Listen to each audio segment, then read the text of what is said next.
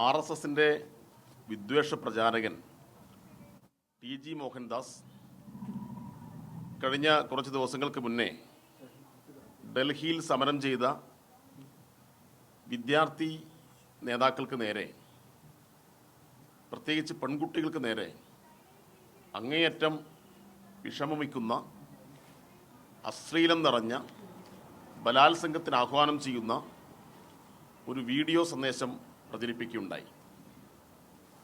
അതിശക്തമായിട്ടുള്ള പ്രതിഷേധമാണ് നാനാഭാഗത്തു നിന്നും മതനിരപേക്ഷകളടക്കമുള്ള സമൂഹം ഉയർത്തിക്കൊണ്ടുവന്നത്. പക്ഷെ അതൊന്നും കേരളത്തിലെ UDFന്റെ ഗവൺമെൻറ് കണ്ട ഭാവം നടിച്ചില്ല.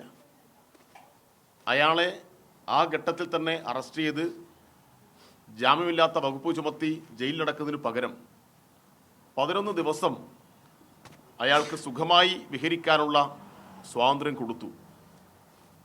വേണമെങ്കിൽ ഗവൺമെൻറ്റിന് അദ്ദേഹത്തിൻ്റെ വീഡിയോ സന്ദേശം നീക്കം ചെയ്യാൻ DGP വഴി മെറ്റയ്ക്ക് ഒരു മെയിൽ സന്ദേശം അയച്ചാൽ മതി. എന്നാൽ കഴിഞ്ഞ 11 ദിവസമായിട്ടും മെറ്റയ്ക്ക് അങ്ങനെ സന്ദേശം അയക്കാനോ അയാളെ കസ്റ്റഡിയിലെടുക്കാനോ അതുമായി ബന്ധപ്പെട്ട ഒരു ഇടപെടലും ഗവൺമെൻറ് നടത്തിയില്ല. വ്യാപകമായി എതിർപ്പ്, വിമർശനങ്ങൾ ഉയർന്നു വന്നപ്പോൾ മാത്രമാണ് ഒരു പേരിന് അദ്ദേഹത്തിനെ കസ്റ്റഡിയിലെടുത്ത് രക്ഷപ്പെടുത്തി എന്ന് വേണം പറയാൻ. ഞങ്ങൾക്ക് ചോദിക്കാനുള്ളത്, ഇപ്പോൾ ഇന്നലെ CJM കോടതിയിൽ നടന്നിട്ടുള്ള വാദവും അത് ജഡ്ജിയുടെ കമൻ്റെല്ലാം നമ്മൾ കണ്ടല്ലോ. യഥാർത്ഥത്തിൽ കേരളത്തിലെ പോലീസിന് അറിയാഞ്ഞിട്ടാണോ ഇത്തരം കേസുകളിൽ പാലിക്കേണ്ട നടപടിക്രമങ്ങൾ സംബന്ധിച്ച്? അപ്പോൾ ഈ നടപടിക്രമങ്ങൾ ആരാണ് തീരുമാനിച്ചത്? ഈ കേസ് സൂക്ഷ്മമായി നോക്കിയാൽ അറിയാം, TG മോഹൻദാസിനെ അറസ്റ്റ് ചെയ്യുമ്പോൾ പാലിക്കേണ്ട നടപടിക്രമങ്ങൾ പൂർണ്ണമായും തീരുമാനിച്ചത് മാരാർജി ഭവനിൽ നിന്നാണ്. അപ്പോൾ മാരാർജി ഭവനിൽ നിന്ന് അറസ്റ്റ് നടപടികളും കാര്യങ്ങളുമെല്ലാം തീരുമാനിക്കുന്ന നിലയിലേക്ക് കേരളത്തിൻ്റെ ഭരണം മാറി.